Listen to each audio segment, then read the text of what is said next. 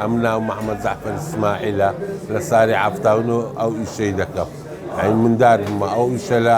ئامۆزایەکەی بابم بەدزمایە دوایە مامم دوایە ئەو بەرم نەدایە ئەو ئیشەی هەر ئەو ئیشەم کردی ئەوەل جار ئەمە سەر پێسمان لە قەسابخانەی چا دەکرد لە نەوەتەکان ئەو ئێرەماندانایە هەرا لە ئێستا بەردەوامی.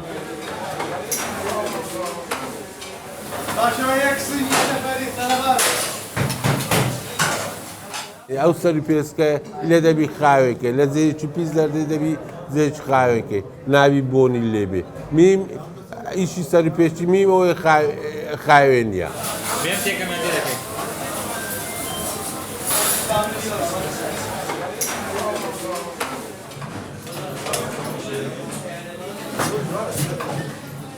دەبینی هاتوو ئەوە کەرەبارغا واردنەکە بەتامە ئەمە لە ئێوارێەوە دەست بە ئیشێ دەکەیت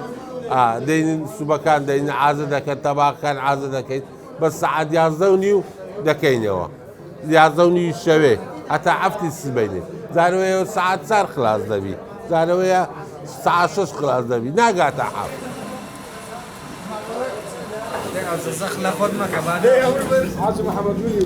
دنی شازازە ستانان زۆر خواستی لەسەرە خاستن باران بباری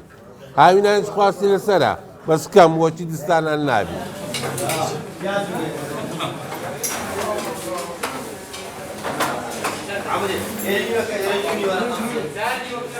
ئەمە مشتری تایبەتی خۆمەیە 25 سارە دێتەکردم هەیە 15 سارە ئەموو ئێستا ئیختیار بوونار دێنەکرێمە عیلەیە لەکنەمە سەری پێچینە لە هیچ جێکی ناخوا جارەوەیە هەیە لە مەتاری ڕادێتە ئێرانە لە خالی ساتەوە یەکسەر دێتەکنەمە ناستەوە ماری هەتا نانی نەخوا ئەو زەستەوە ماری زیاد بەرەکەتە لە تیسەت.